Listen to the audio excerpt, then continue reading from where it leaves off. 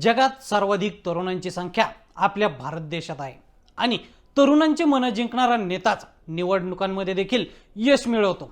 हेच समीकरण आता निश्चित झाले। हीच बाब अहिल्यानगरचे आमदार संग्राम जगताप यांनी ओळखली। तरुणांना मित्रत्वाने आणि ज्येष्ठांना आदरभावाने आपलंसं करण्याची किमया त्यांना साध्य झाली आहे। ते तरुणांचे नेते कसे बनले त्यांचा हा राजकीय प्रवास थोडक्यात समजून घेऊया।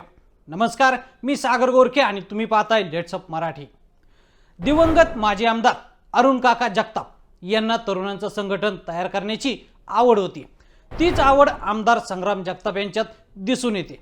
त्यांनी महाविद्यालयीन जीवनातच किंग्स ग्रुप नावाने तरुणांची संघटना तयार केली होती। यातूनच त्यांनी तरुणांचं संघटन उभं केलं। त्यामुळे ते तरुणांमध्ये प्रसिद्ध झाले। शहरात जागोजागी किंग्स ग्रुपच्या पाट्या दिसू लागल्या होत्या। संग्राम जगताप यांनी राष्ट्रवादी काँग्रेस पक्षात प्रवेश करताच त्यांच्या तरुण मित्रांनी राष्ट्रवादी काँग्रेसमध्ये प्रवेश केला। त्यांना राष्ट्रवादी काँग्रेसमध्ये पद मिळाली। संग्राम जगताप यांनी तरुणांचं संघटन वाढवत नेलं। ते पहिल्यांदा बिनविरोध नगरसेवक होऊन महापालिकेत गेले। त्यावेळेचे त्यांचे जवळचे मित्र अजूनही त्यांच्या बरोबर आहेत। आमदार जगताप यांचा एखादा व्यक्ती मित्र झाला की तो त्यांचा कायमचा मित्र होतो। ते पहिल्यांदा महापौर झाले। त्यानंतर झालेल्या महापालिका निवडणुकीत त्यांनी अनेक तरुणांना पक्षाचं तिकीट दिलं।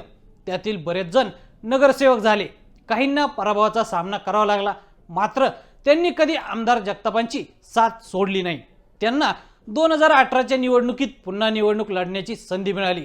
या निवडणुकीत अनेक तरुण नगरसेवक झाले। आमदार जगताप यांच्या शहर विकासाच्या विजनला त्यांनी साथ दिली। त्यांच्या कार्यकर्ते बांधणी आणि शहर विकास या सूत्रामुळे त्यांना नगरकरांनी 3 वेळा आमदार केलं।